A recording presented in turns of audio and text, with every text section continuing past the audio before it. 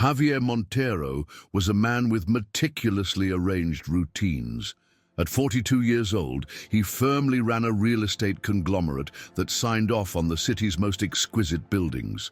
On the outside, he appeared invincible. Tailor-made suits, punctual meetings, sharp speeches. On the inside, he was a man in pieces.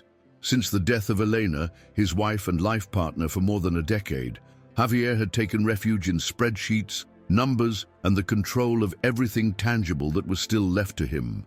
It had been just over a year since the accident that took her, but time had not softened the absence. It had only learned to silence it.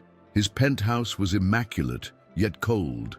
The flowers in the inner garden had withered a week after the funeral and were never replanted. His daughter's toys were stacked in a corner of the living room, almost as if they were bothersome. And Luna, his little 5-year-old, was learning to live with the absence of her mother and the distant presence of a father, who even when nearby, was almost never truly there. Before continuing this touching story, take a moment to subscribe to the channel, like the video, and activate notifications so you don't miss any content like this. And if this story already hooked you from the beginning, share it with someone who needs to hear it today. That specific morning, everything seemed to be going as expected. Javier had already reviewed contracts even before breakfast, given instructions to his assistant, and reserved the restaurant where he would have lunch with a foreign investor. Luna, as usual, was having breakfast with the nanny, idly drawing in a corner of the table. It was one of those childish drawings full of mismatched colors, yet with surprising details. A house floating in the sky, butterflies with smiling eyes, and a man in a suit surrounded by tiny hearts. It was him, even if she hadn't noticed.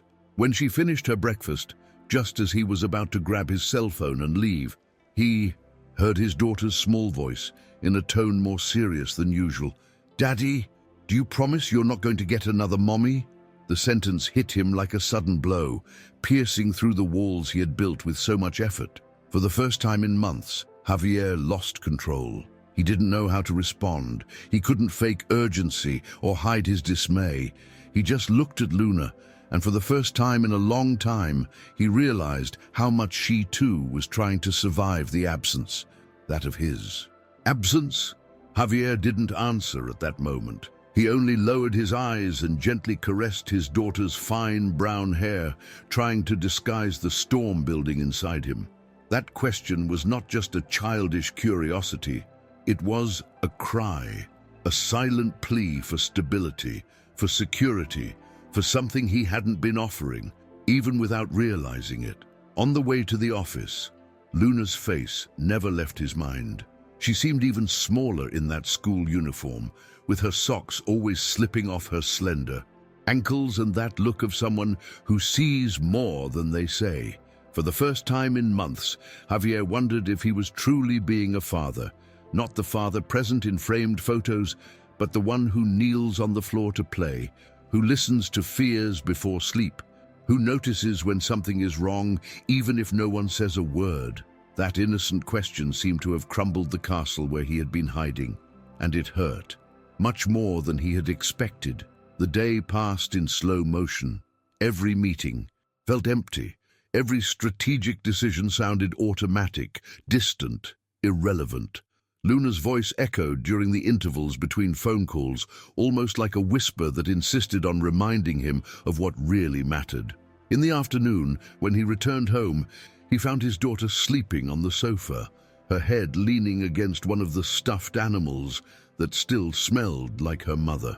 He stood there, motionless, watching her for minutes that felt like hours. He couldn't decide whether he felt more guilt or sadness. Perhaps both, perhaps a silent, bitter mix that he still didn't know how to name. That night, for the first time since Elena's death, Javier sat beside his daughter to watch her sleep. He said nothing. He promised nothing. But something inside him began to move, slowly, timidly, almost imperceptibly, as if, deep down, he was finally listening to what he had been ignoring for too long. The next morning, Javier woke before his alarm.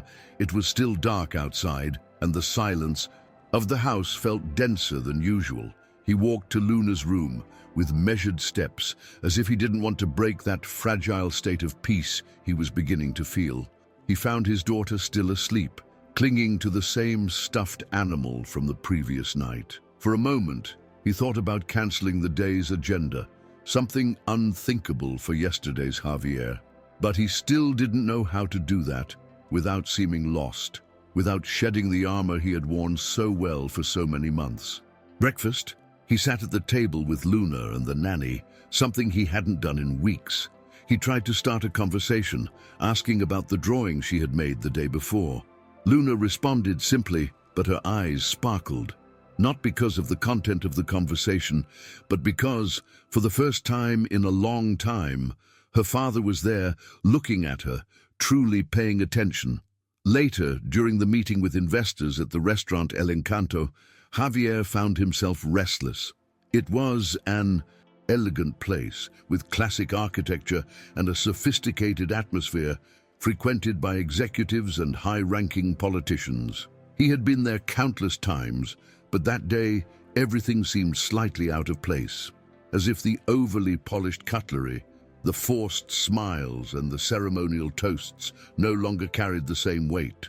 Luna, who accompanied him at his own insistence, perhaps in a confused gesture of trying to mend the distance, was silently drawing while her father discussed figures. That was when Valeria appeared. Different from all the waitresses he had seen there, she didn't just serve, she noticed. She noticed the rhythm of the tables, the distracted glances, the uncomfortable pauses.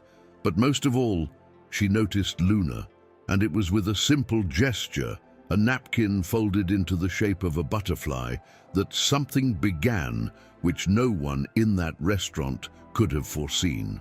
Valeria had something inexplicable about her. It wasn't beauty in the classical sense, although she had a striking face with timid freckles gathering on the high cheekbones and eyes that oscillated between amber and honey, depending on the light. But what truly caught the attention was the way she moved. There was lightness in her gestures, an uncommon naturalness for someone amid the frenetic comings and goings of a sophisticated restaurant. When she handed the napkin butterfly to Luna, she said nothing. She just smiled, as if sharing a secret with someone who knew how to listen in silence. Luna held the small origami with both hands, fascinated. Distracted by the numbers on the appreciation of coastal lands, Javier only noticed what was happening when he heard his daughter's soft laughter, a laugh he hadn't heard in a long time.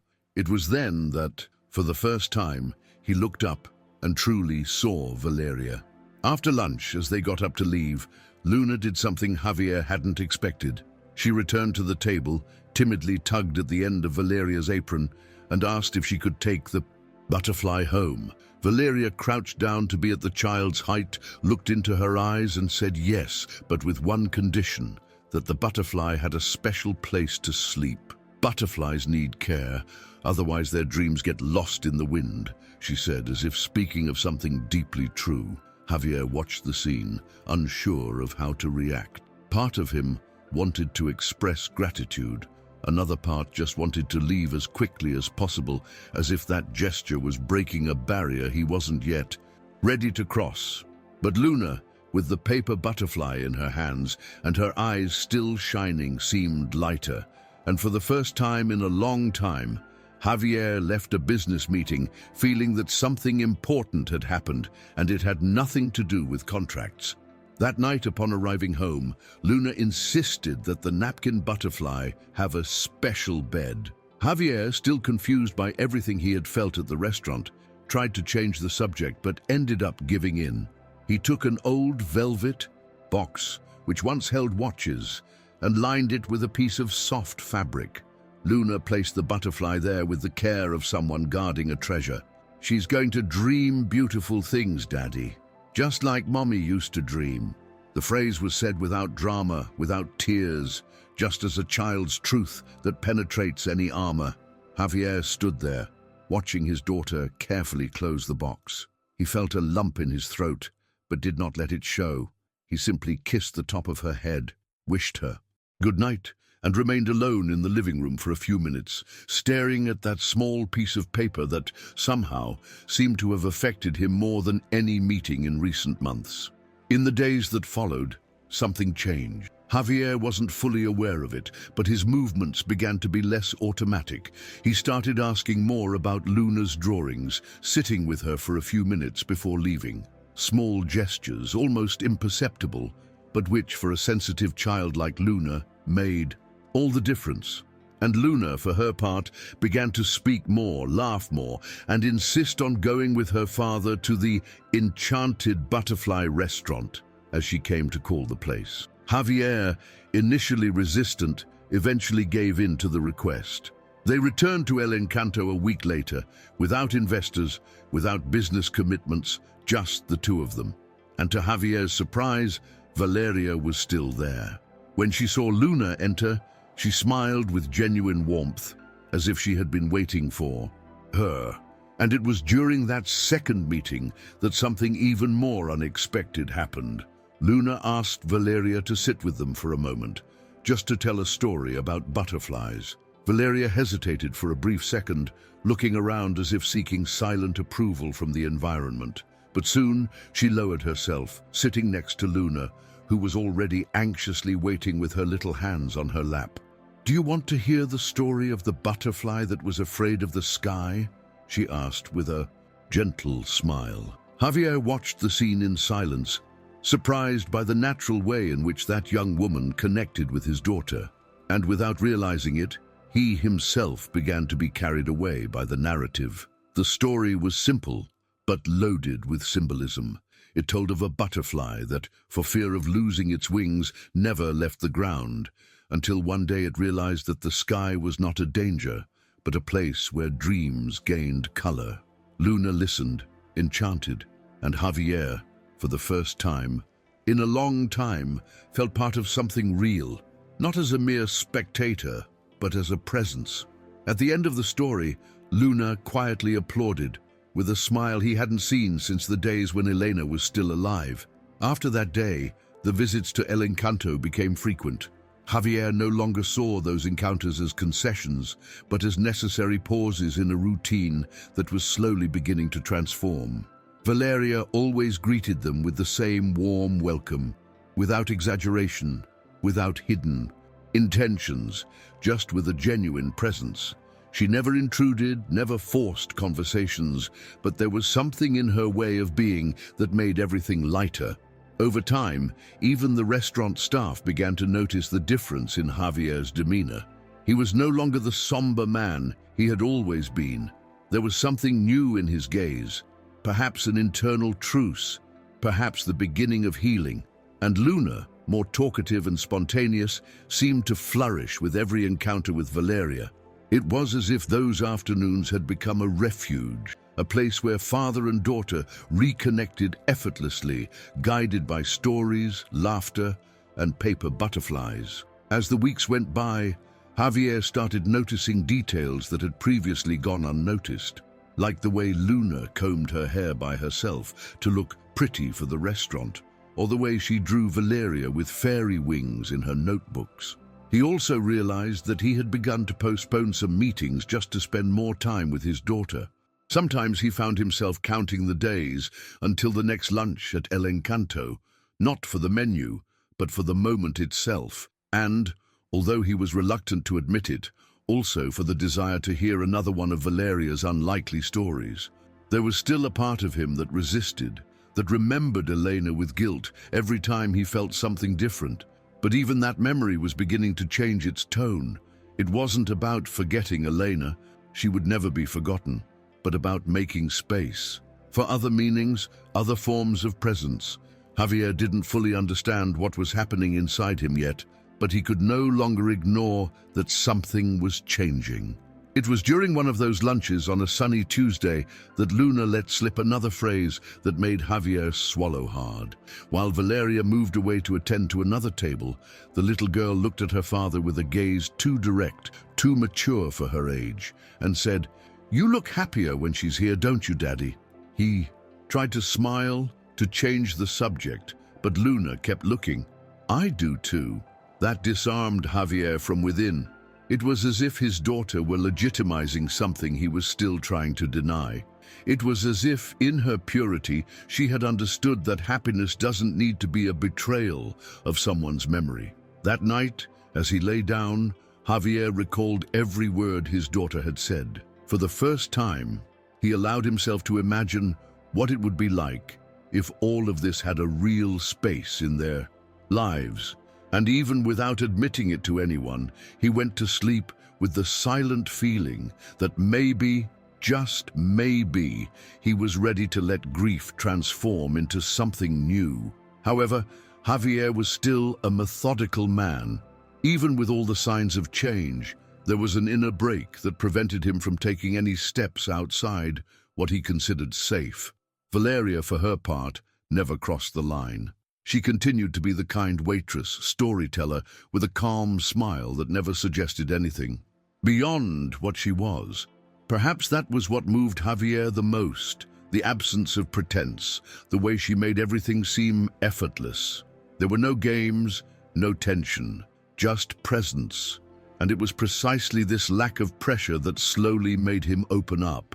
Once, while Luna played with a napkin castle, he asked Valeria what she did besides working at the restaurant. "I'm an art restorer," she replied simply. Javier was surprised. He hadn't expected such a specific answer, so far removed from the routine of the woman he saw behind the counter. Valeria explained that she worked in restoration at a small studio, but that due to lack of stability, she had taken the job at the restaurant temporarily.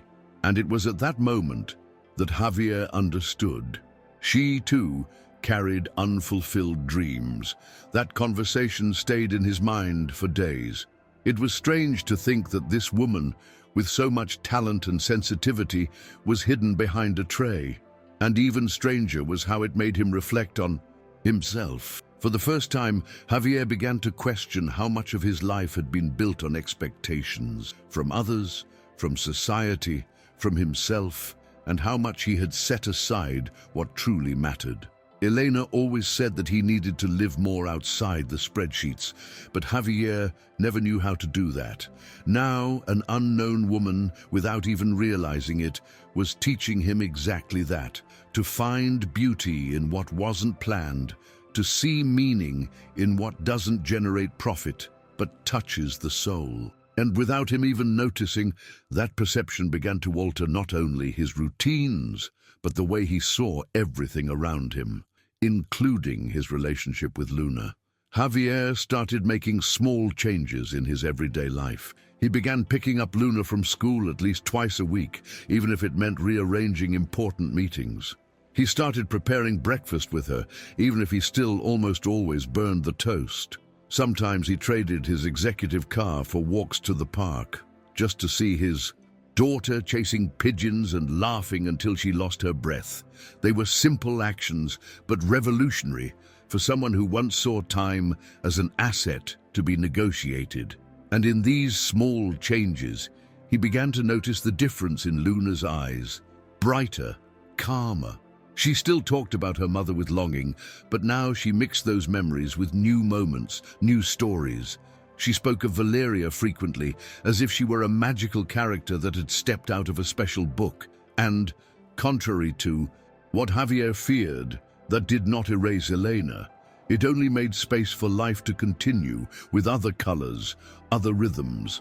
Then, during one of those meetings at El Encanto, Valeria said something that caught Javier by surprise. After serving dessert and briefly chatting with Luna, she sat for a moment, at the child's request, and, with her usual lightness, commented that she had been accepted into a restoration program in Barcelona. "It's a unique opportunity, but I still don't know if I'm going to accept," she said, almost as if testing the words. Javier felt an immediate tightening in his chest, as if a part of that new routine was about to be torn away.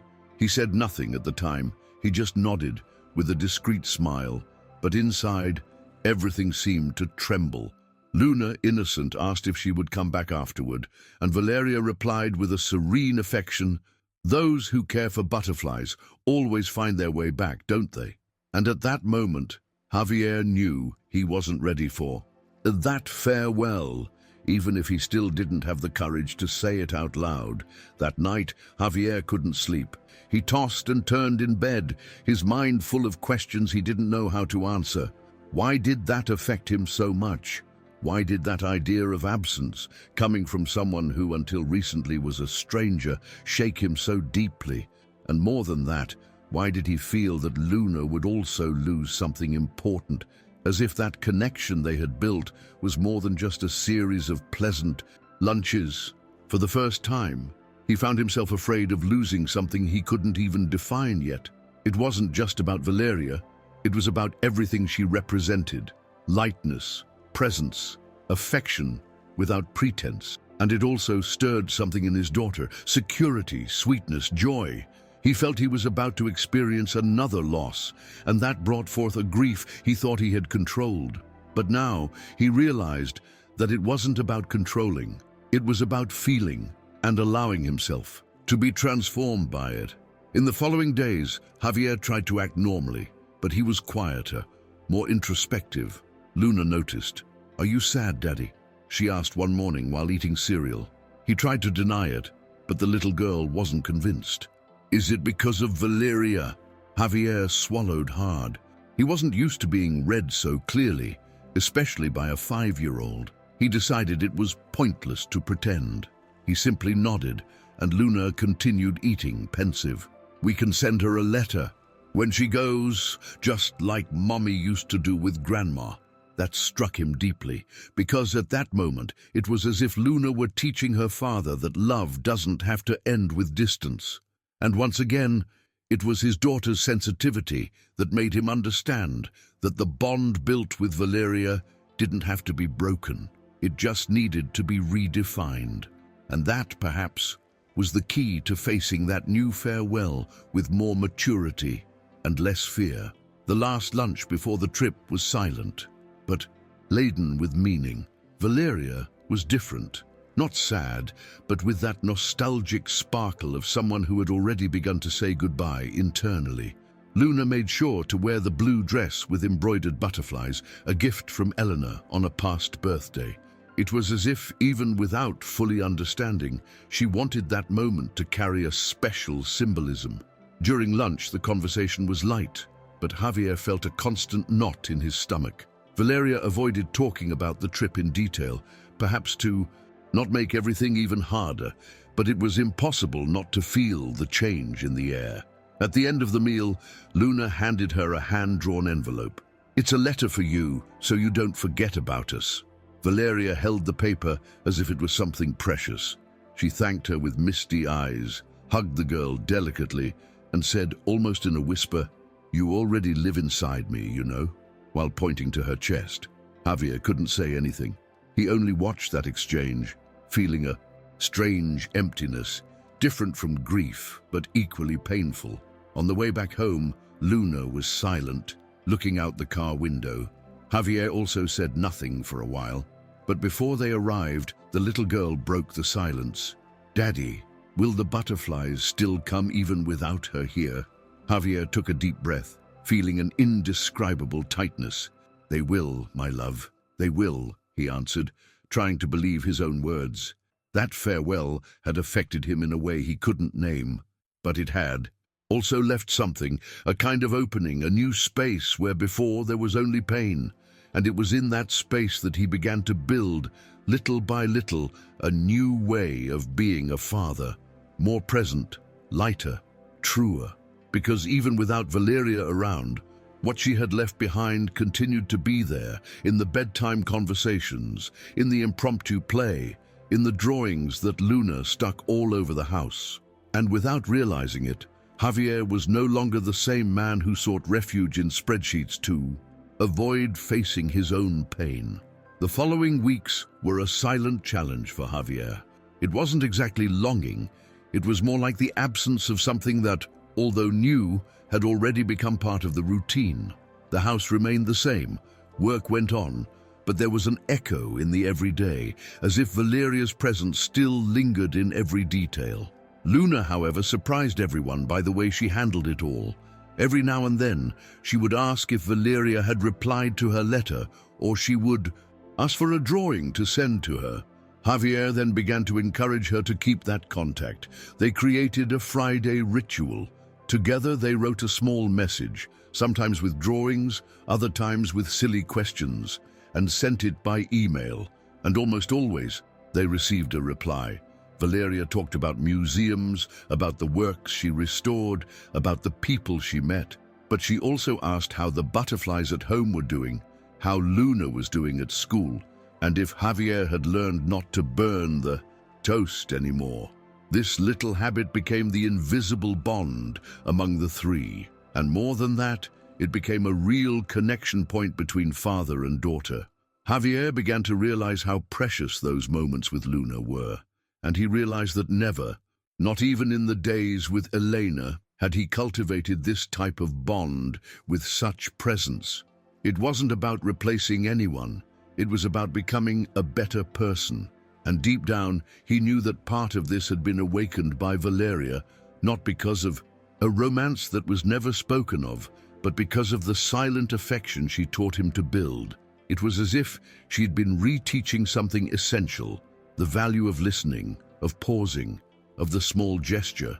And the more Javier surrendered to this new way of living, the more he felt that he was finally learning to be a father, truly, completely present, with all the imperfections and lessons along the way. As time went by, Luna also changed. She became an even more expressive, curious, and confident little girl. She began to ask deeper questions about life, about her mother, about feelings that Javier didn't always know how to answer immediately. But unlike before, now he didn't run away. He admitted when he didn't know, he learned together, he created spaces for genuine conversations. And in those moments, he realized how much he had lost by trying to fill the absence with commitments and agendas. One night, after an ordinary day, Luna said something that completely disarmed him. "Mummy would have liked to see us like this, wouldn't she?" Javier fell silent for a few seconds, his eyes brimming with tears before answering, "She would have, my love, very much." And in that moment, he understood that Eleanor's memory didn't have to be kept in silence. It could live in the gestures, in the words, in the way they were learning to rebuild together. It wasn't long after that when an email arrived that would change everything once again. It was a simple message from Valeria, without much flourish, but with a sentence at the end that made Javier's heart race. "I'll be back next month. I hope the butterflies are still around." He read and reread those words several times. He felt his chest warm in a way he hadn't felt in a long time. He wanted to tell Luna immediately, but at the same time he wanted to keep it for himself for a few moments, as if protecting something fragile and precious.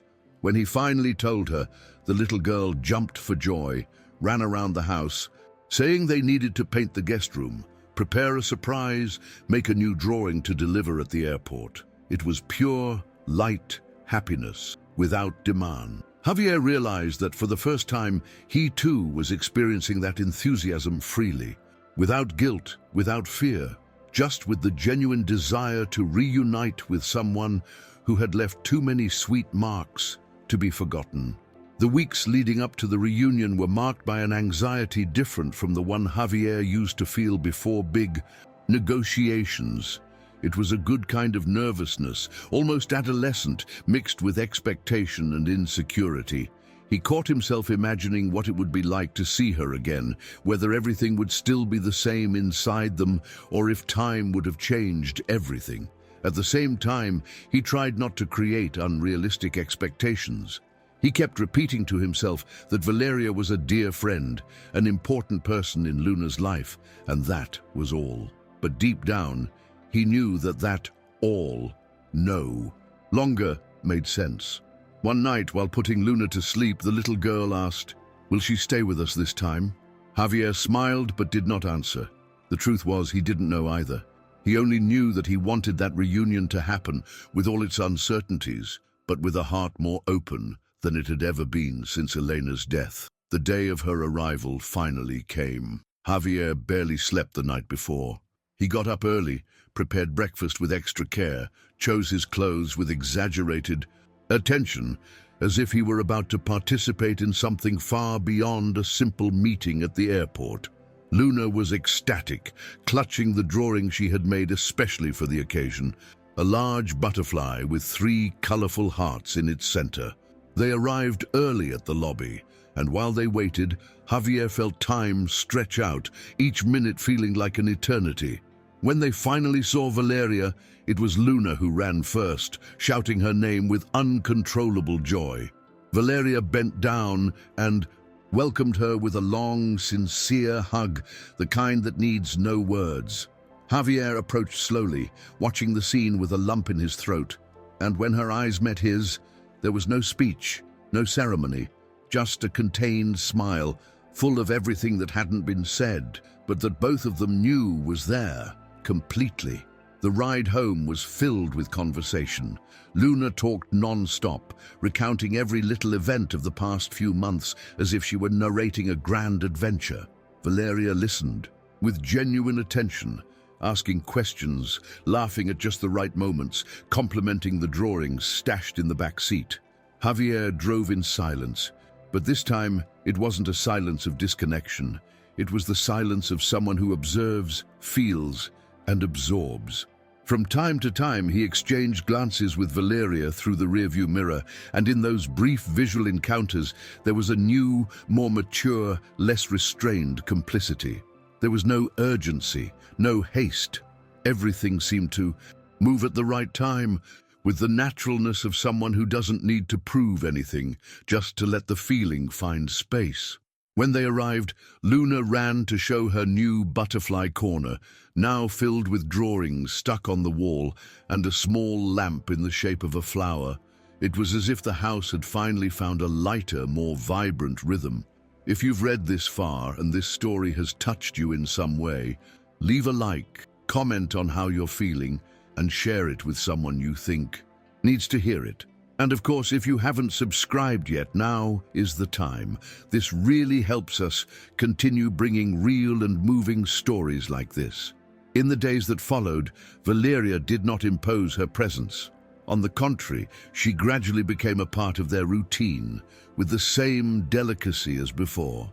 She helped with dinner, told stories at bedtime, sat on the sofa with Javier to chat about trivial things, or sometimes about deep topics, like time, absences, the choices life forces us to make, and everything happened so naturally that Javier barely noticed how that new chapter was forming. Luna seemed even more radiant, as if she felt that there was something in the air, a different energy that made everything seem lighter, more complete. And Javier, even still carrying his longings and scars, no longer felt indebted to the past.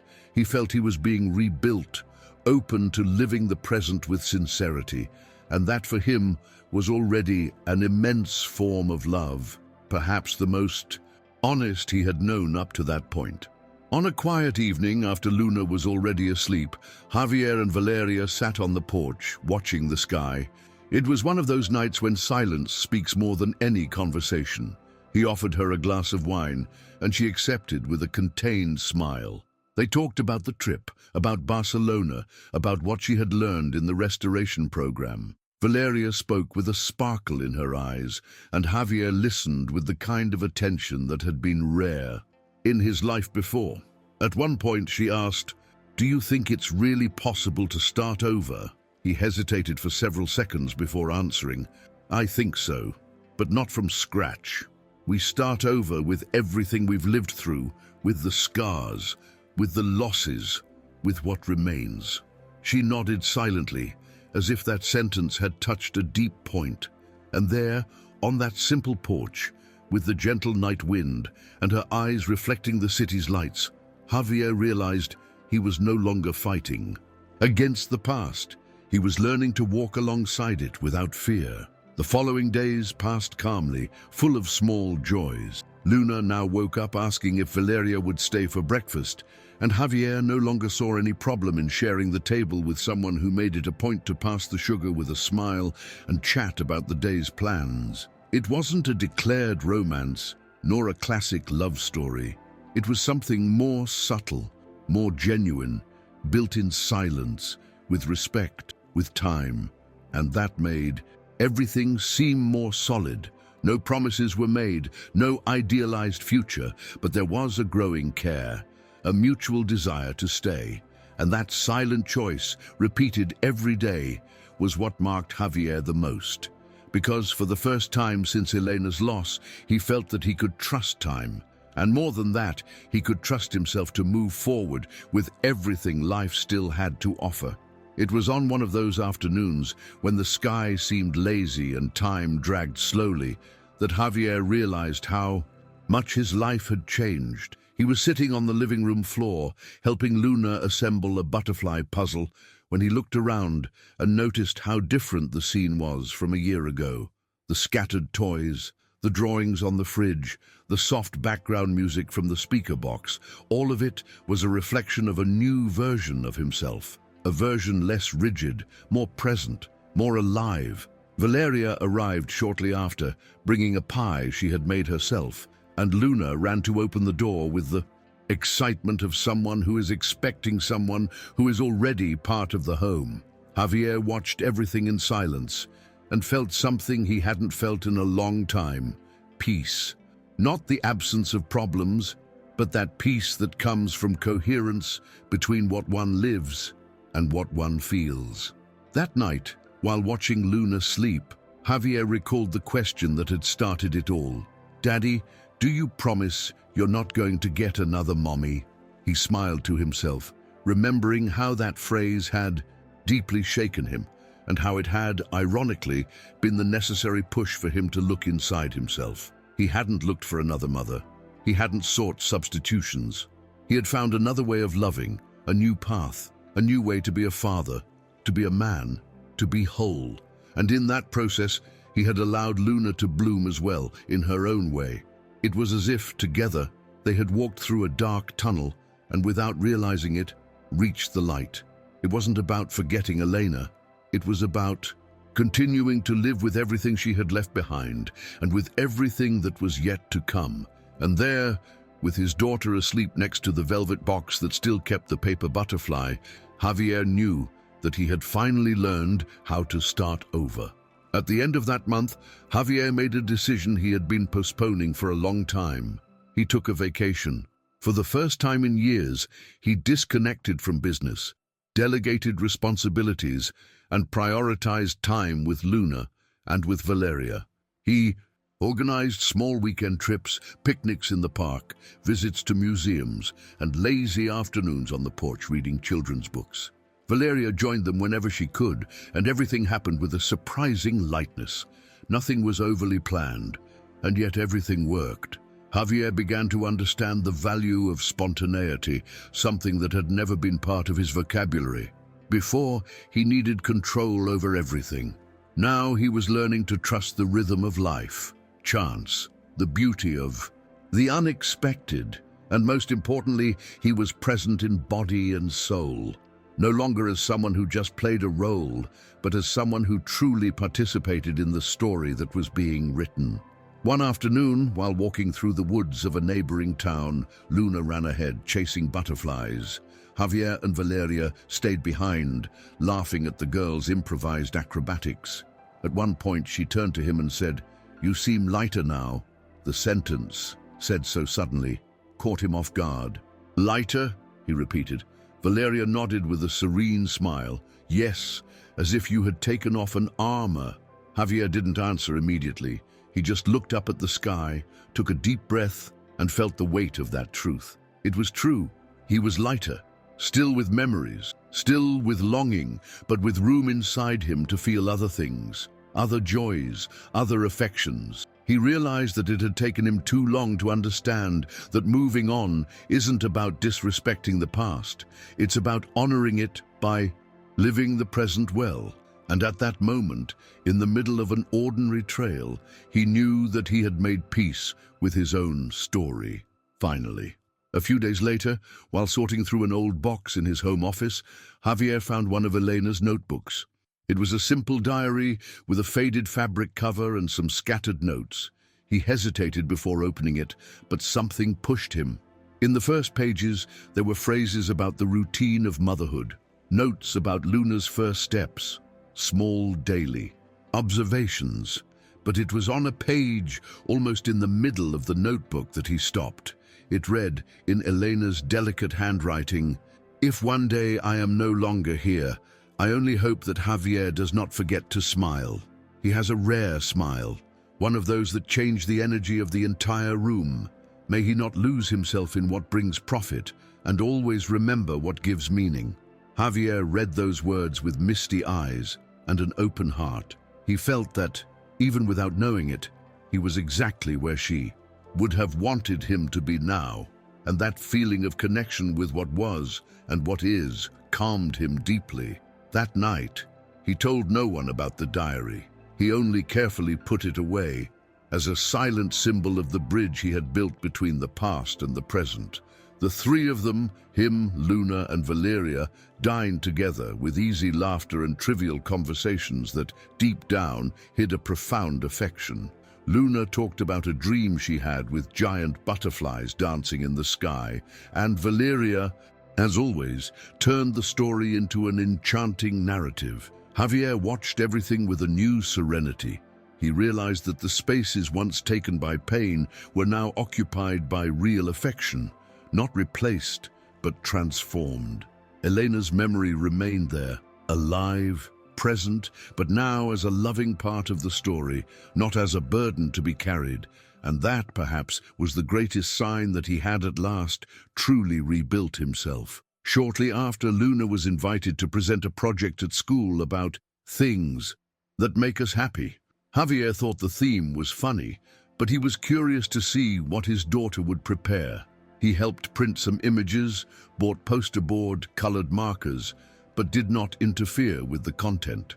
On the day of the presentation, he sat among other parents and watched, his heart tight, as his daughter took the stage with confidence and lightness. Luna showed drawings of butterflies, an old photo with her mother, another recent one with him and Valeria at the park, and then said, with the simplicity that only children have, "What makes me happy is when everyone I love is together, even if some are only in my heart." There was a brief silence in the audience before the applause. Javier could barely contain his emotion.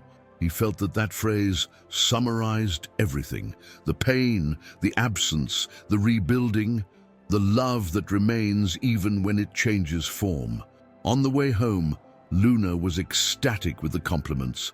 Valeria praised the presentation, joking that the butterflies in the exhibition looked even more colorful after that speech. Javier, quieter now, just smiled.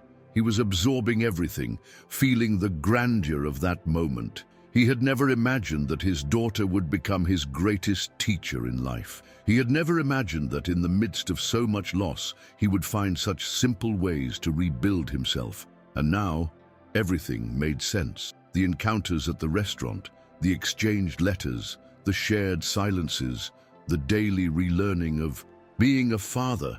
Every step, even the painful ones, had led him to this point, and for the first time in a long time, he didn't feel the need to control the future.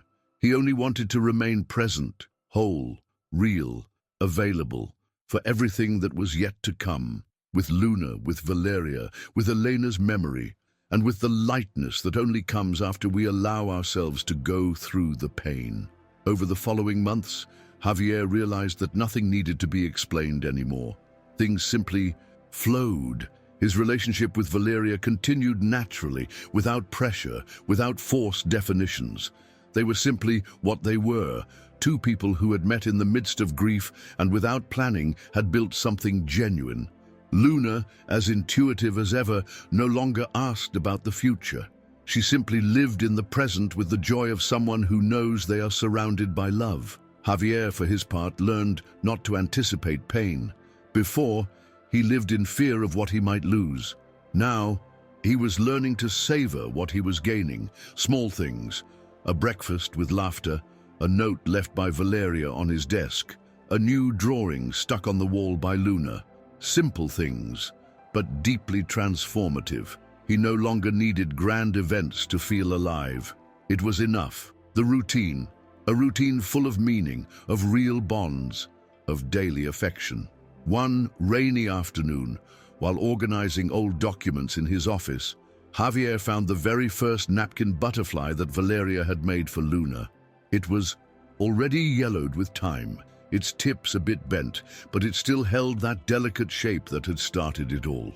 He sat carefully, holding the paper between his fingers, and felt a silent wave of gratitude. Life had a curious way of transforming simple encounters into major turning points. Who would have thought that that little gesture in a restaurant full of formalities would mark the beginning of such an intimate revolution? He placed the butterfly inside a book on his shelf, between pages, that spoke of love and loss as if it were a symbolic bookmark of his own story. And in that simple gesture, he knew he was no longer the same man he once was. He was still Javier Montero, businessman, father, widower, but now he was also something new. A whole man, rebuilt, lighter, and ready to continue living with everything that means. One Sunday afternoon, Luna came up with an unusual idea. She wanted to hold an exhibition of butterflies in the garden at home. She said that each butterfly would represent a feeling. Javier thought it was adorable, but he couldn't imagine how symbolic it would be. They spent the day drawing, cutting out, and hanging the small, colorful figures on transparent strings that swayed with the wind. Valeria helped, laughing at the unlikely combinations that Luna invented. This one is the butterfly of longing, this one of joy, this one of courage. Javier watched everything with a silent emotion, feeling his heart filled with something that couldn't be put into words. By the end of the day, the garden looked like a magical setting, and in that setting, he saw a perfect representation of his own journey, a mixture of feelings, memories, new beginnings, all dancing together in the same space, without conflict, without fear. That same night, before going to sleep, Luna lay next to her father and whispered, "Mummy would have liked our exhibition, wouldn't she?" Javier smiled and tenderly stroked his daughter's hair. "She would have, my love, very much." The little girl slowly closed her eyes, as if allowing herself to drift off in peace. And looking at her, Javier felt something different from before. It wasn't just pride or affection. It was a deep understanding that his story, with all its twists and turns, had found a path to balance. It wasn't a happy ending in the classic sense. There were no substitutions, no promises of eternity, but there was truth, love, and rebuilding. And that, he knew, was more than enough. Because, deep down, that was what Elena had always wished, that he would move on with lightness, with presence, and with love. And now, finally, he was doing just that, day after day, with butterflies in the garden and hope in his heart. A few weeks later, Valeria was invited to exhibit part of her restoration work in a local gallery. It was the first time her works would have public space, and the invitation visibly moved her. Javier encouraged her from the beginning, offering support, helping set up the exhibition, taking care of Luna during rehearsals and gallery visits. On the opening night, Luna insisted on wearing the same dress with butterflies, saying that it was a special day because now it was Valeria's turn to shine. The gallery was full, but Javier could only look at Valeria, confident, smiling, fulfilled. He had never seen her so much herself. And there, among the paintings and the spotlighted lights, he realized how much she had her own story, her own strength, her own path. She wasn't just a fixture in their lives. She was a presence with her own identity, with dreams, with her own light. And that was what made everything so special. After the event, the three returned home exhausted, but happy. Luna dozed off in the back seat of the car, and Javier, still moved by the night, turned to Valeria and said, in an almost intimate tone, "You know how important you are to us, right?" She smiled, not answering immediately. She just held his hand firmly, as if saying everything. Without words, there were no theatrical declarations, no dramatic confessions. It was all built through gestures, in everyday moments, in what sustained itself effortlessly. And Javier understood that this was how he wanted to continue, with lightness, with presence, with truth, with a woman who didn't come to replace but to add, with a daughter who taught him every day what really mattered, and with the certainty that despite the losses, there was still so much to live, and that life, when allowed, always finds ways to bloom again. Over the following months, the house began to take on new contours. They weren't structural changes, but details that said so much. New photographs alongside old ones, notes stuck on the refrigerator, children's books mixed with art catalogues. Luna created the habit of leaving little messages around the house, as if spreading affection in the form of paper, and Javier, who used to be bothered by everything out of place, now found it amusing to trip over toys or discover a cardboard butterfly on the keyboard. It was as if every element there told a part of the story they were building. Nothing was perfect, but it was real, and that reality was more beautiful than any ideal he had ever projected. Sometimes during dinner, he would just sit and observe the scene in front of him, Valeria animatedly telling something, Luna interrupting with invented stories, and he felt a gratitude so strong he didn't even know how to express it. One night, while tidying up Luna's toys before bed, Valeria found a box with old objects. There were drawings from the mourning period, forgotten notes, small fragments of the absence that still inhabited the house.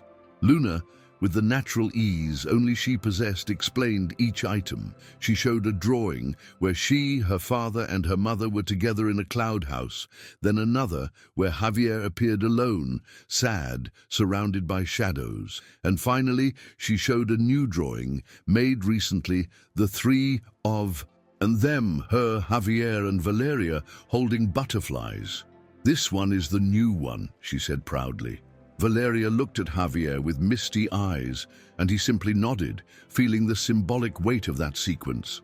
It was as if Luna had narrated in drawings the entire emotional journey of the family, and more than that, she had shown with simplicity what many adults take so long to understand, that love does not erase love, it transforms, multiplies, and fits wherever there is space.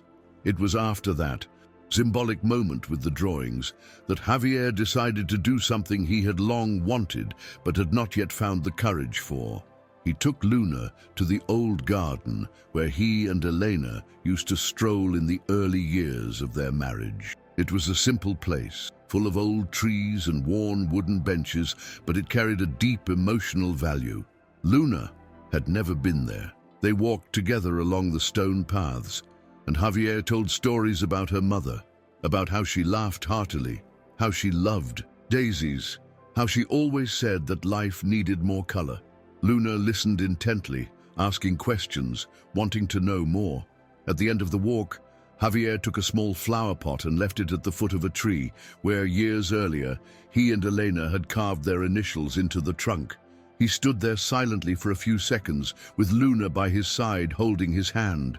There were no tears, only a peace he had once thought impossible. In the car on the way home, Luna said something that Javier would carry with him forever. "Mommy must be happy to see that you're not alone anymore." He looked in the rearview mirror and saw his daughter's reflection, so small, yet with a wisdom that often left him speechless. When they arrived, Valeria was waiting for them on the porch, with a freshly baked cake and that calm smile he now recognized so well. And as Javier got out of the car, he realized that that moment said it all. He had gone through a slow, deep, painful but true process, and he was there, whole, with his marks, his learnings, his choices. There was no perfect script, no predictable ending, but there was love, real love, built in everyday life, in failures, in new beginnings, and that for him was what really mattered. Gradually, the story of Javier, Luna, and Valeria became something natural in the eyes of those who knew them. The neighbors already saw them as a family, and the staff at the restaurant El Encanto always smiled knowingly whenever the three appeared there. There were no more burdens of justifications or explanations.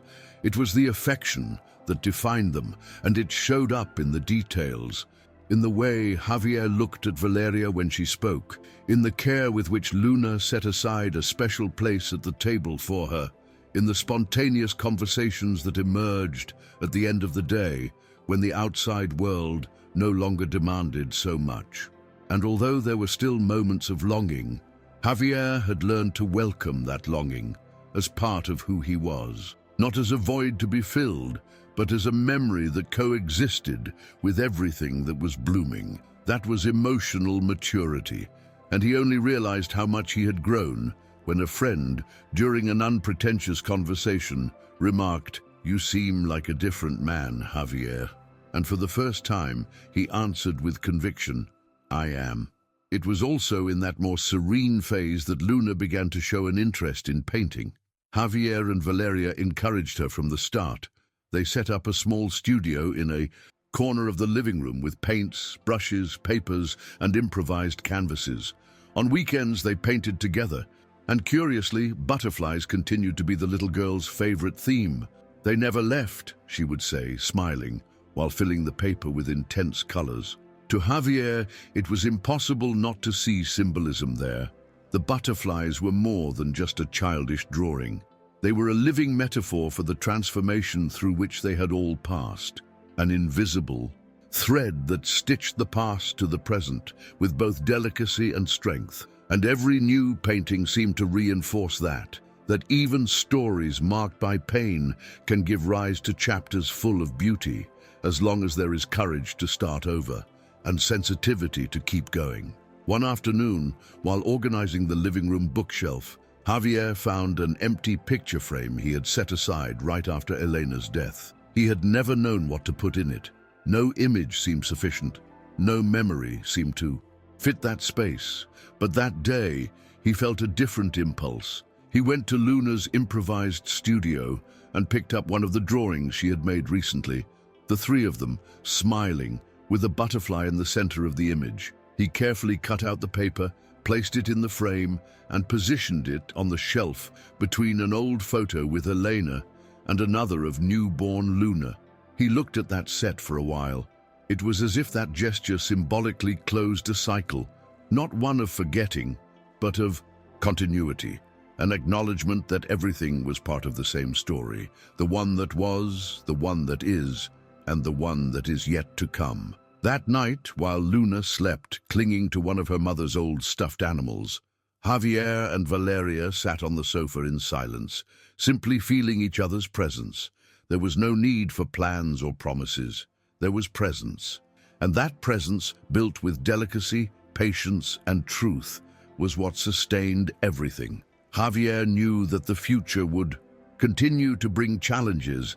After all, life doesn't follow straight lines. But now he had someone to share them with. He was no longer alone, nor emotionally frozen in time. He had learned to walk with his pain, without letting it paralyze him.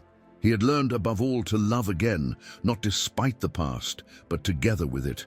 And that, more than any business achievement, was his greatest victory, a silent victory, built day after day in the embrace of his daughter, in Valeria's smile, and in the small butterflies that now, definitively, were part of the home.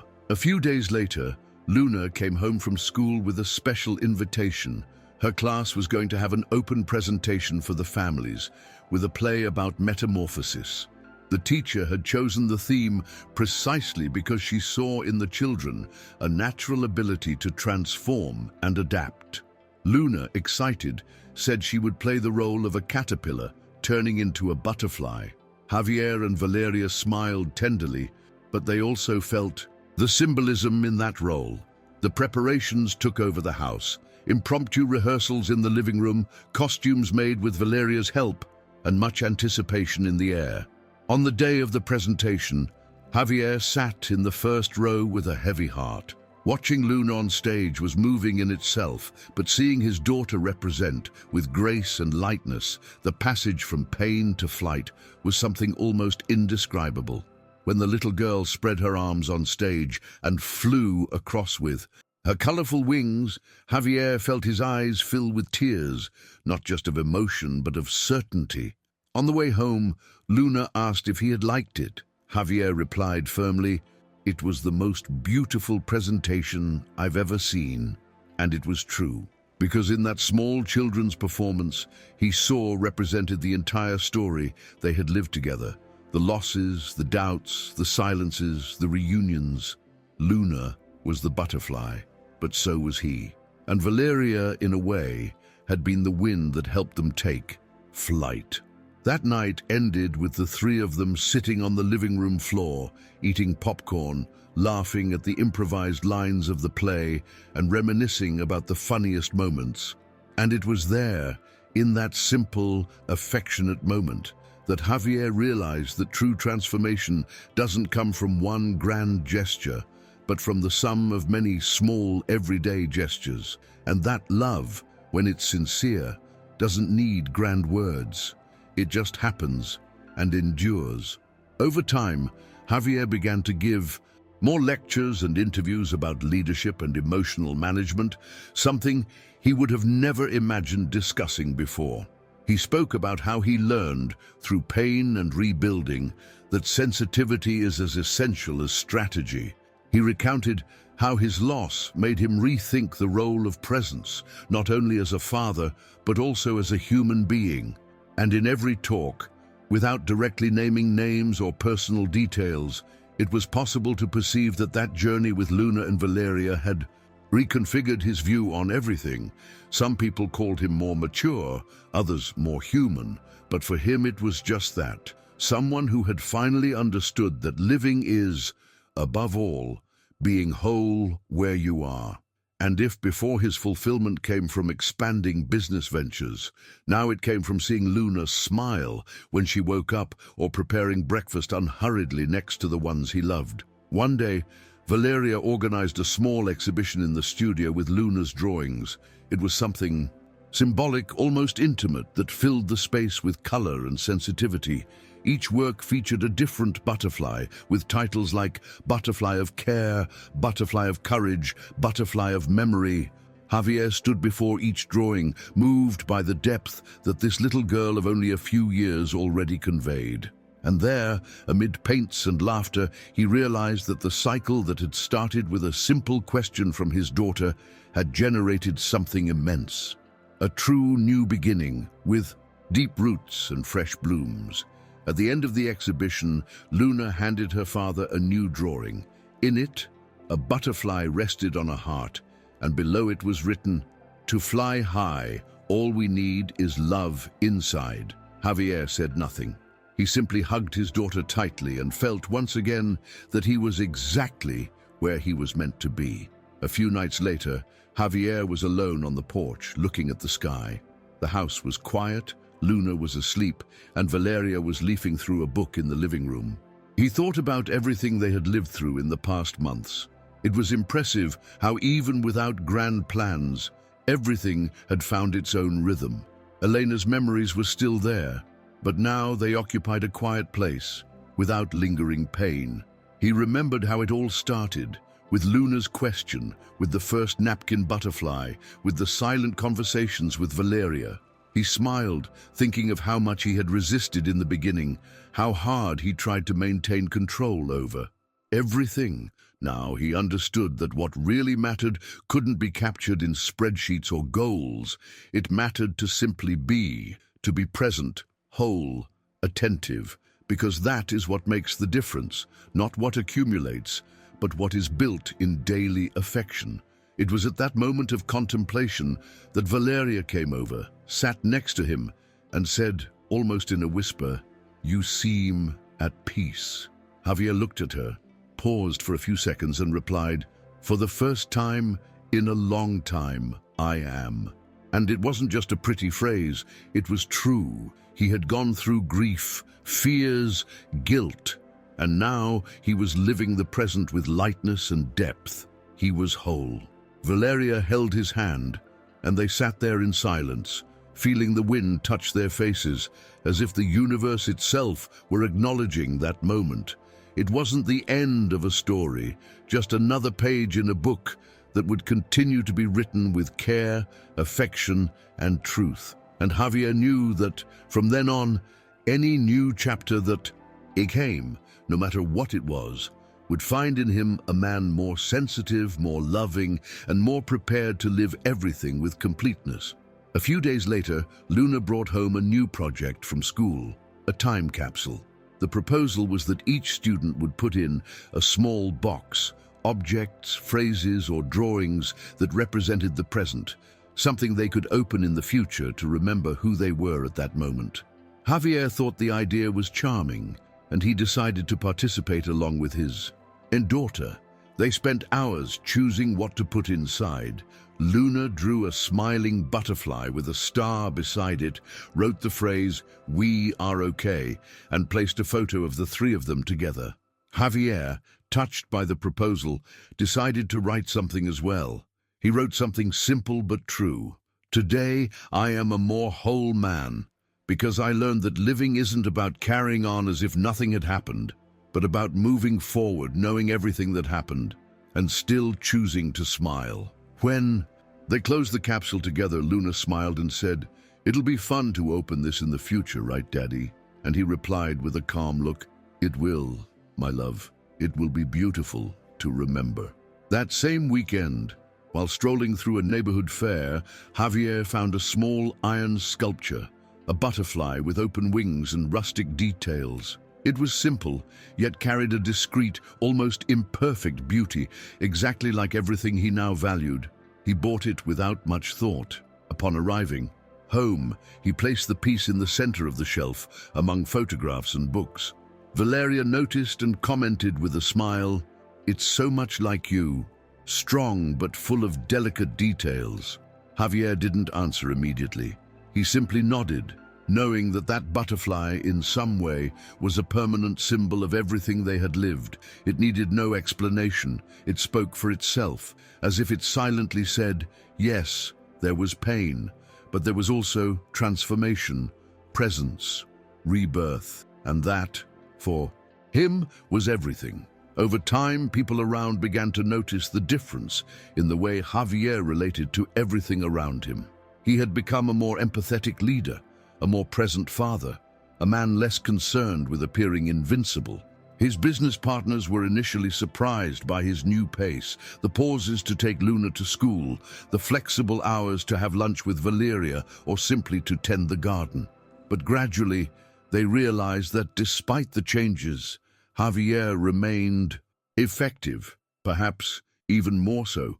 He had clarity, focus, but now with a balance that hadn't existed before. It was as if he had finally understood that productivity is not measured only by results, but also by well-being, and that made him more lucid, lighter, more respected. After all, he wasn't just a manager who excelled in numbers. He was someone who knew the value of an afternoon spent with his daughter, or a sincere conversation with someone he loves. One morning, Luna woke up earlier than usual, went to her father's room and lay down next to him. They stayed there quietly, looking at the still dark ceiling. After a few minutes, she said, "Daddy, do you remember when I asked that question about not wanting another mommy?" Javier smiled, turned to her and answered tenderly, "I remember, my love. I never forgot." Luna then added, with the simplicity of children who know more than they seem, "Good thing you didn't go looking for another. But life brought someone different, right? And now it's all okay." Javier couldn't hold back his emotion. He hugged his daughter tightly with tears in his eyes and felt that that moment was perhaps the most beautiful point in their entire journey, because there was no more guilt, no more doubt, no more fear. There was acceptance, love, and a new story being written with dignity and truth, and that was everything he had never known he needed until he learned by living. That same week, Luna brought to school a project about different in families. Each child was to describe their family and what made it special. Javier, curious, asked how she had presented theirs. "I said that we are three, me, my dad, and Valeria, and that Mommy is still with us, just in a different way." She smiled, her little chest warm. There was no more beautiful way to describe it. That was exactly it. It wasn't about replacing anyone. It was about integrating. Elena was never erased. On the contrary, she was part of everything. In the values Javier transmitted in the stories Luna heard, even in the butterflies that filled the house. And Valeria, with her serene presence, never tried to take a place that wasn't hers. She simply built, with lightness, a new space, a space where the past was embraced and the present was lived with wholeheartedness. That night, Javier wrote in his diary, a habit he had discreetly resumed in recent months. It wasn't something he showed anyone, but it was where he organized his thoughts, emotions, and discoveries. He wrote, "Today I realized that life doesn't need to be remade. It can be continued with more meaning. The pain doesn't vanish, but it can coexist with the new love that is born. And this coexistence, as incredible as it may seem, can be beautiful." When he closed the notebook, he felt a rare tranquility. It was as if he had finally understood what he had been searching for, and he no longer needed immediate answers or eternal guarantees.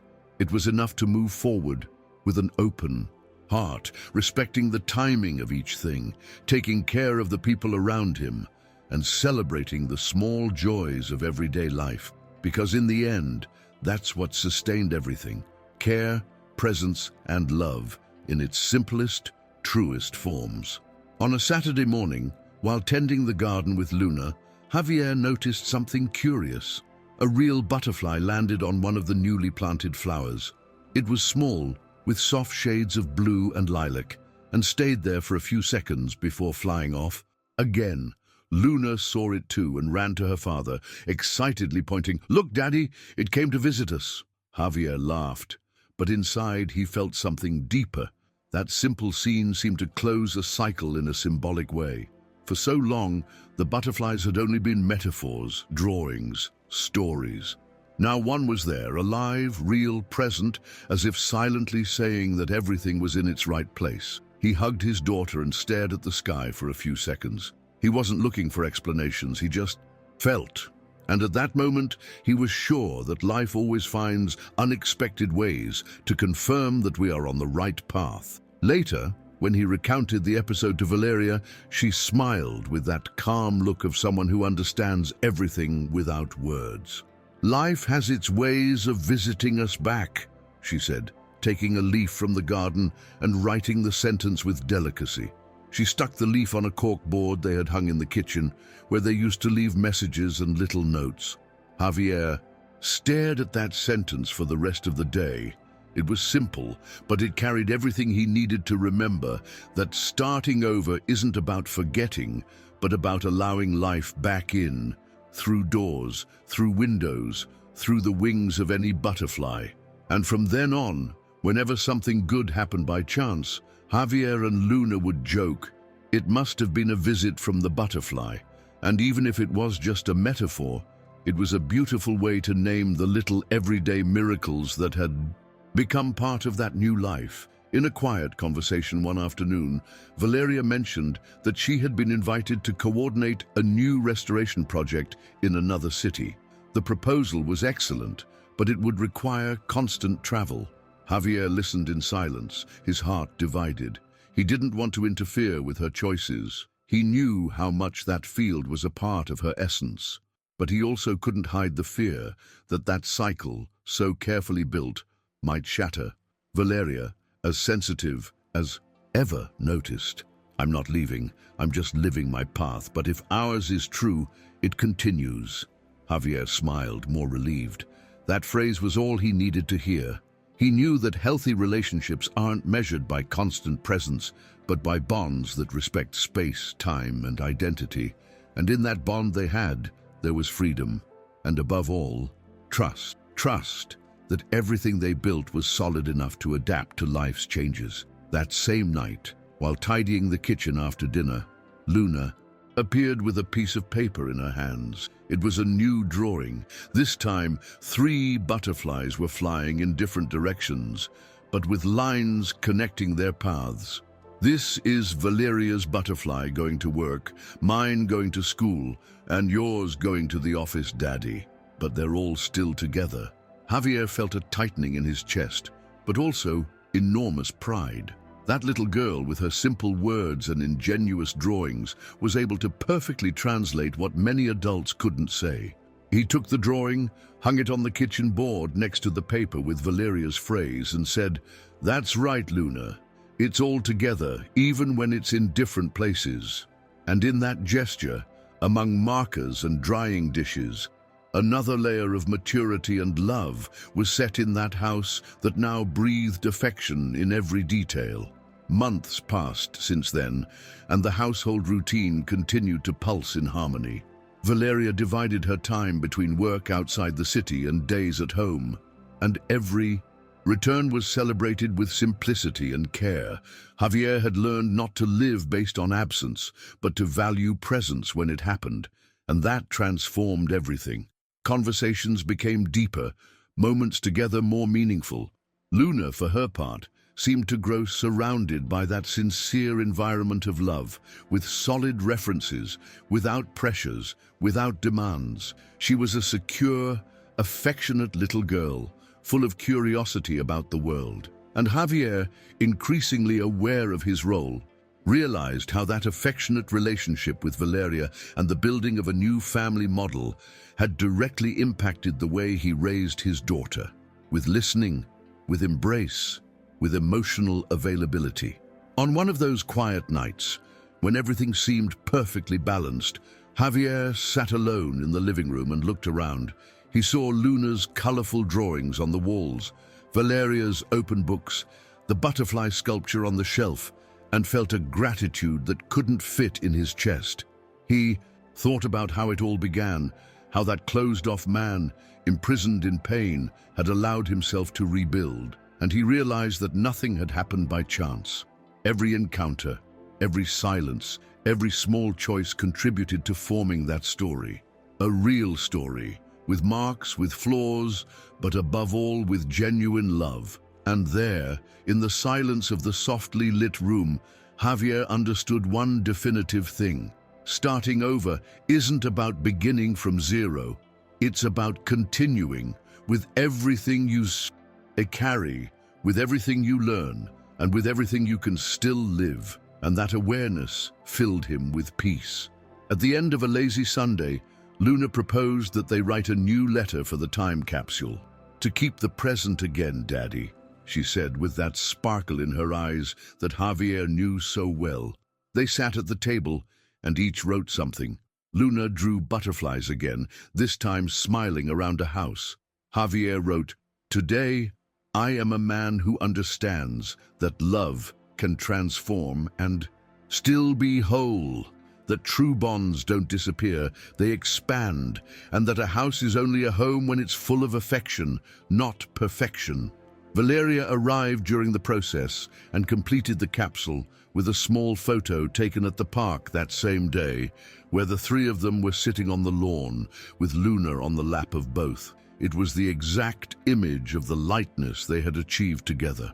They closed the little box and kept it in the same place as the first one, and they laughed, saying that in the future they would need an entire chest if they continued like this. A few days later, Javier received an invitation to speak at a conference about balancing personal and professional life. In the past, he would have automatically declined, but this time he accepted, and not to speak as a successful businessman, but as a man who had learned, through pain and rebuilding, the true meaning of being present. He prepared his talk calmly, and on the day of the presentation, he took something symbolic with him. The very first napkin butterfly, carefully protected inside a small, transparent envelope.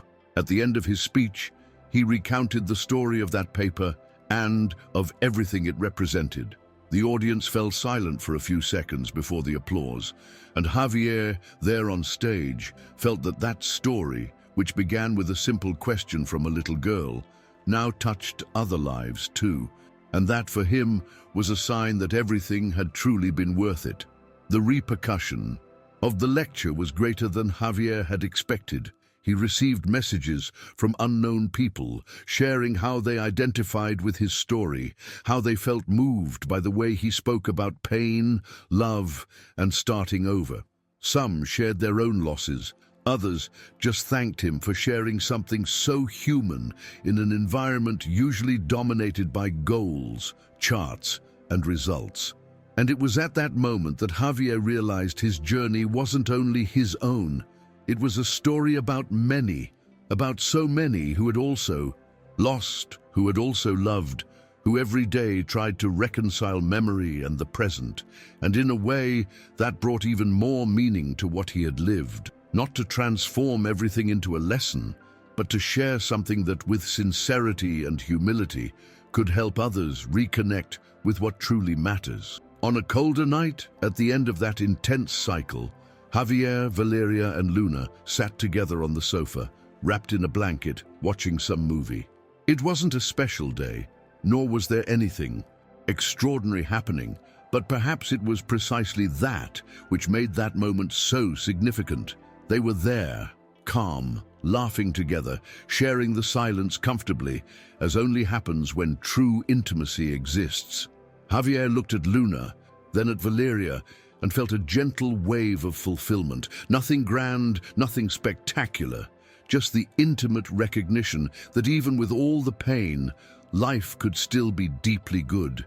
And it was in that moment, with his daughter sleeping in his lap and Valeria's hand intertwined with his, that he understood with all the clarity possible that love doesn't need to come with a fuss. It can reside in the details, in gestures, in subtle presences, and that was where their love lived. A few weeks later, Luna asked to make another visit to the restaurant El Encanto. She wanted to see the old waiters again, show them her drawings, and in her words, thank them for the beginning of our story. Javier thought the idea was sweet, and once again, let his daughter lead the way. They sat at the same table as always, and were soon recognized. One of the longest-serving waiters brought them a folded napkin as a tribute to the first butterfly.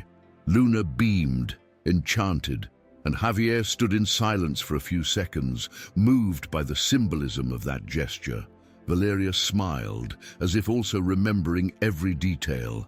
And there, among simple dishes and vivid memories, the three celebrated, without words, a new beginning they had never planned, but that now made perfect sense, because some places aren't just physical spaces, they are effective portals that remind us of who we were, who we are, and everything we went through to get here. On the way home, Luna fell asleep in the back seat. Javier drove slowly, the radio low, and Valeria, by his side, rested her head on his shoulder. There was nothing to be said. The silence between them was comfortable, full of meaning. Javier thought about how life had shaped him in unexpected ways, how much he had resisted the new love, lightness, and how happy he was to have given in. He felt like a man at peace, but not a passive peace. It was the peace of someone who had weathered the storm, crossed grey days, faced his own abysses, and still chose to move on. And more than that, he chose to move on with love, with presence, with truth. It was a new Javier, built with care, with listening, with mistakes and successes, but above all, with courage. Courage to allow himself to feel again and to live everything that was yet to come. Months later, on an ordinary morning, Javier received a call from an old acquaintance inviting him to lead a new million-dollar project in the real estate sector. It was a tempting proposal, one that he would have accepted without a second thought in the past. But now, upon hearing the details, he felt a distance. It wasn't disinterest, it was awareness. He knew his life had changed its axis. He asked for time to think, and spent the following days reflecting. He talked with Valeria, who supported him in whatever choice he made. He talked with Luna, who simply said, "As long as you continue being the dad who wakes up with me and takes me to school, it's all okay." That was when Javier understood, with clarity, where his true life project lay. Not in figures, not in negotiations, but in bonds. In a routine filled with meaning, in love without haste, in quality time. And for the first time, he refused a proposal without feeling guilty, only with certainty. Shortly, On an afternoon with an orange sky, Javier and Valeria were in the backyard, watching Luna run with a paper butterfly she had made herself. They laughed together, while the wind scattered the leaves and the sweet scent of freshly watered flowers filled the air. It was just another simple, ordinary day, yet full of meaning. And there, among laughs, Javier had a serene thought. He hadn't overcome the pain, he had learned to live with it. And that made all the difference. Because true, overcoming isn't about erasing what hurt, but about continuing to walk, even with a healed heart. And he walked, every day, beside his daughter, beside Valeria, beside everything he had learned from Elena. Because to love again wasn't betrayal, it was homage. And now he knew, life, when well lived, has room for all forms of love. At Luna's last birthday, the house filled with dear people, school friends, neighbors, Valeria's co-workers, some of Javier's old business partners who now knew him in another version, calmer, more approachable, more whole. The decorations chosen by Luna were full of butterflies, of course. In every corner there were colors, drawings, little notes written by her. And at the center of the table, among sweets and flowers, was the very first paper butterfly carefully framed. When asked about it, Luna replied with a smile, "That butterfly is the beginning of everything." And indeed, it was. That little piece of paper represented the turning point of a story that was born from pain, went through transformation, and blossomed into love. Javier, watching from a distance, felt grateful, not for having rebuilt a life, but for having discovered that true love isn't measured by the absence of flaws, but by the courage to keep loving despite them. At the end of the party, when the house was silent, Luna was sound asleep on the sofa, and Valeria was gathering the last cups from the table. Javier approached, helped with the dishes, and then they stopped for a deep moment, just looking at each other. He held her hand, kissed her forehead, and said, "Thank you for everything, for arriving in the most unexpected way and changing everything." Valeria smiled with moist eyes and replied, "You only needed space. The rest you built yourself." And maybe that was it. She had been the spark, but he had chosen the right fire. Javier knew nothing would be the same as before, but he also knew he no longer needed to be, because now there was a new story, deep roots and open wings. And all of that coexisted with the past, not erasing it, just embracing it with love. That night, before sleeping, Javier walked to Luna's room, carefully adjusted her blanket, and stayed for a few minutes, just watching her calm breathing. Then he went to his own room, sat on the edge of the bed, and took out his diary. He wrote one last page, not as an end, but as a marker. "Today, I understand that starting over is not an act of courage. It is an act of love. Love for those who remain, love for those who left, and above all, love for all that is yet to come." He closed the notebook slowly, placed it in the drawer, and lay down next to Valeria. And there, in the complicit silence of someone who no longer needs to prove anything, he fell asleep in peace. The butterfly, now a permanent frame in the home, was only a symbol, because the real flight was already happening. Every day, in small gestures, in bonds built with tenderness, in a love that doesn't replace but transforms. And if someone asked years later what the turning point of this story was, Javier would have the answer on the tip of his tongue. "It was when my daughter asked me a simple question, and without meaning to, taught me everything about what truly matters." And if this story moved you, share it with your heart. Like, comment, hit the bell, and subscribe to the channel, so we can continue together with every new story yet to come.